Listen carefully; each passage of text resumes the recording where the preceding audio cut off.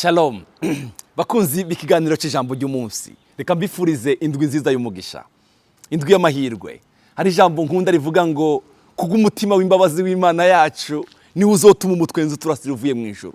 Ndasenze ngwiyindwi umutwenzi kurasire. Umutwenzi urasira urugo rwawe, umutwenzi urasira abana bawe. Ahari umwijima bene data bareke babwire igihe umutwenzi uje. Iyo umutwenzi uje ikintu cyambere gihunga n'umwijima. Umwijima wari mu buzima bwawe, umwijima wari mu mutima wawe. Umutwenzi kurasire uhunge mu izina rya Yesu Kristo. Yesu abaho umugisha. Uyu munsi ndafite ijambo rivuga ngo inyungu dukura mu kwegera Imana. Ndakwifurije kugira uyu mutima wo kwegera Imana. Haleluya. Dusome mu cyete cya Yakobo. Yakobo igice cya 4 umurongo w'indwi n'umunani. Nuko mugamburukira Imana ariko mugwanye wa mugwanizi nawe azobahunga. Mukundwa, haguruka ugwanye Satani mu byawe, mu bawe, mu bana bawe azaguhunga. Iri ni isezerano dufite isezerano rivuga ngo azaduhunga.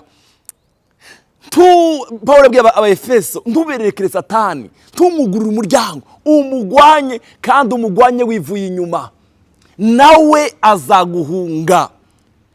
Tumwemerere ko aza kugusamburira urugo, mugwanye. Tumwemerere ko aza kwica abana bawe, mugwanye. Tumwemerere ko aza konona akazi kawe, mugwanye, nawe azobahunga. Amen. Mugwanye Satani, mugwanye mu byiyumviro. Ari igihe azaga gutera ibyiyumviro bibi, mugwanye. Ari igihe akagutamo ugwango, ugasanga ufite umutima mubi ku bandi, akagushira mu mutima kutababarira, mugwanye. Mugwanye nawe azaguhunga. Iri ni isezerano ryacu ko azaduhunga. Haleluya.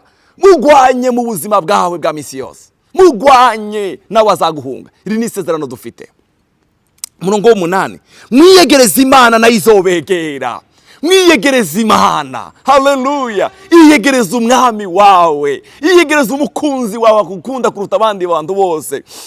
Hariyo abantu bene data umwanya wabo wose bawumariye guheza umwanya abandi bantu cyangwa ibintu, amarezo sosiyo. Egera umwami nawe azobegera. Mwiyegereza Imana nayo izobegera. Yemwe banyabyaha nimukarabe, yemwe imitima ibiri nimiyeze imitima.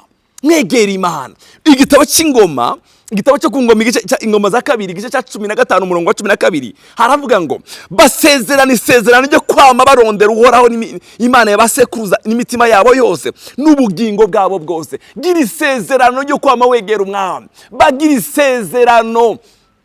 Haleluya. Gira rino sezerano ryo kwegera umwami nawe azokwegera. Oh, haleluya. Umurongo wa 15, kandi abayuda bose iyo ndahiro irabanezeza, iyo ndahiro yo kwegera umwami, kuko bari barahiye bivuye inyuma, bakarondera uhoraho n'umwete wabo wose bakamubona, maze uhoraho abakugira umutekano impande zose. Urifuza umutekano impande zose, matana n'umwami, iyegereza umwami. Haleluya. Urifuza umutekano, urifuza kuba utekanye, urifuza kuba utekanye, egera umwami, egera umwami, maze abaha kugira umutekano impande zose. Ndakwifurije kugira umutekano impande zose. Ndakwifurije kugira umutekano, ugira umutekano mu muryango wawe, ugira umutekano mu bana. Umva, iyo twegereye umwami azaduha umutekano impande zose. Haleluya. Bavandimwe, ijambo ry'umwami riraryoshye. Numva umutima waje unezerewe Imana kubabwira ngo nta wundi uzuduha umutekano atari Yesu. Nta wundi utanga umutekano wuzuye atari umwami wacu. Iyo twamwegereye azaduha kunyugwa naho turi, akaduha kunyugwa n'ibyo dufite, akaduha kunyugwa uko akaduha kunyugwa. Haleluya. Yamara akaduha umutekano mu byo dufite, tukabigiriramo umutekano. Mu byo dutunze tukabigiriramo umutekano. Ugasinzira ntacyo wicura, ukabyuka uwumva umerewe neza, udahagaritse umutima, utababaye. Glory. Haleluya. Kwegera umwami harimo inyungu yo kugira umutekano impande zose. Imana iguheze umugisha. Ingoma za 2 ingoma za mbere 48 haravuga ngo kandi nawe mwana wanjye Salomo. Dawudi ariko abwira umwana we Salomo, ukwiye kumenya Imana ya so, uyisabana umutima utunganye kandi ukunze, kuko uhoraho asuzuma imitima yose. Uyisabana umutima ukunze, umenye Imana yanje jewe papa wawe. Bavyeyi, natwe ari igihe twobwira abana bacu indahiro ngo umwana wanje menye Imana ya so. Mureke natwe twige tukazobwira abana bacu ngo menye Imana yaje. Imana ibahezagire. Mureke mbabwire inyungu zitatu tuzadukura mu kwegera Imana cyangwa izindi. Mbabwire inyungu dukuramo. Inyungu ya mbere yanditse muri Zaburi ya 29:11 haravuga ngo Uhoraho azoha abantu biwe inkomezi, Uhoraho azoha abantu biwe umugisha w'amahoro. Iyo twegereye umwami aduha umugisha w'amahoro. Ndakwifurije kugira umugisha w'amahoro. Bene data, urashobora kuba ufise ibyo zose wifuza muri nose mugabo ukabura amahoro mu mutima. Umva, iyo twegereye umwami aho turi hose aduha umugisha w'amahoro. Inyungu dukura mu kwegera umwami azaduha umugisha w'amahoro. Haleluya. Ndakwifurije amahoro. Hari indirimbo yanditse mu gitabo cya Kantiki ivuga ngo amahoro nahawe na Yesu umwami ndayazigamye mu mutima, naho ugira baza kuyanyaga sinzoyaheba, sinzoyerekura amahoro. Yesu mpa amahoro ya yandi ava ku Mana. Ndakwifurije amahoro. Haleluya. Iyo twegereye umwami aduha umugisha w'amahoro. Amen. Ndifurije ndagusengera Imana iguha amahoro mu rugo rwawe. Imana iguha amahoro muri byo ukora. Imana iguha amahoro. Bavandimwe, hari igihe Satani aza akatubuza amahoro, akatwaka amahoro, akagerageza uburyo bwose kutubuza amahoro. Ndagusengera umwami Imana aguha amahoro. Umwami Imana aguhe amahoro. Amen. Icya kabiri, bene data, murazi yo twegereye Imana ko azatubikira imbabazi. Imbabazi muri Zaburi ya 89:28 haravuga ngo nzomubikira imbabazi zanje ibihe bidashira, isezerano ryanje rizohama kuri we. Iri ni isezerano Imana yabwiye Dawudi. Birashoboka nawe. Murazi yuko hariho ababyeyi benshi bapfuye bazi Imana, baregereye Imana, imbabazi z'Imana zaje ku bana babo batakihari ababyeyi babo. Oh, haleluya. Izibikira abagororotse imbabazi. Hari umunsi umwe imbabazi z'Imana zizogaragara ku bawe. Kwegera Imana kwawe n'ubutunzi bwawe n'umugisha kuri wewe. Izibikira abagororotse imbabazi. Amen. Icya gatatu, iyo twegereye umwami hari inyungu y'uburinzi.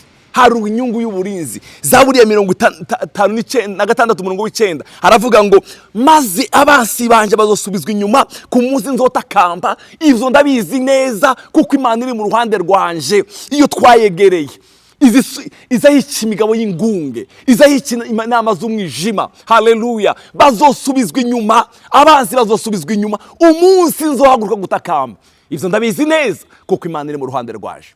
Ndagusengeye mukundwa uri kurankurikirana. Haleluya. Wegera umwami wawe, wegera Imana. Uko uzoyegera harimo uburinzi bwawe n'ubw'abana bawe. Harimo uburinzi bwawe n'ubw'abana. Harimo inyungu kuri wewe y'uburinzi bw'abana bawe nawe ubwawe. Nibyo ukora harimo uburinzi bwawe. Haleluya. Harimo uburinzi bukomeye bw'Imana ku buzima bwawe. Hari umurongo wanditse mu gitabo, oh haleluya, hari umurongo wanditse mu gitabo cya Yeremiya 19:9 bazokugwanya ariko ntibazokunesha kuko nzoba ndi kumwe nawe ngo nkurokore, ni jewe Uhoraho mbivuze. Amen. Bazokugwanya ntibazokunesha kuko nzoba ndi kumwe nawe. Imana iri kumwe nawe. Iyo twayegereye Imana natwe baratugwanya ikatugwanirira. Haleluya. Baragira inama ikazica, baraza mu nzira ikatumwijima n'umunyere, niko Dawudi yavuze. Ndakwifurije kwegera umwami. Mugwanye Satani nawe azobahunga. Mwegera Imana naho izabegera.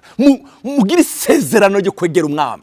Bene data, gira inyota yo gusenga, gira inyota yo gusoma ibyanditswe. Egera umwami wawe nawe azokwegera. Umwami Yesu abaha umugisha mwinshi. Ndabasengere. Mwami wanje Yesu, Dawudi yaravuze ngo ariko nje kwegera Imana nizo zambereye amahirwe. Ndasengeye uyu muvukanyi uri kurankurikirana. Haleluya. Oh, hale. Twasanze hari isezerano, hari amasezerano dufite iyo twakwegereye. Uzuduha umugisha w'amahoro, uzuduha uburinzi, uzutuzigamira mu buntu bwawe. Hari isezerano ryacu n'abana bacu iyo twakwegereye Imana. Duheza inyota yo kwegera wewe, duheza inyota yo kwegera wewe. Glory. Haleluya. Hari umutekano mwami. Ndasengeye umuryango uri kurasha mu bibazo bitandukanye ngo baheze umutekano impande zose. Ndasengeye umuntu adafite amahoro mwami mu mutima, gumuha amahoro mu mutima. Ndasengeye umuntu uri mu bibazo bitandukanye ubagwanirire. Wavuze ngo umunsi nzohaguruka gutakamba, abansi banje bazosubizwa inyuma. Ibyo ndabizi neza kuko Imana iri mu ruhande rwanje. Ndamusengeye ngo ube mu ruhande rwabo, ubagwanirire, ubatsindire, ubaneshereze. Icubahiro, amashimwe akugarukire mu izina rya Yesu mwami wacu. Amen. Yesu abahezagire. Mana, mana.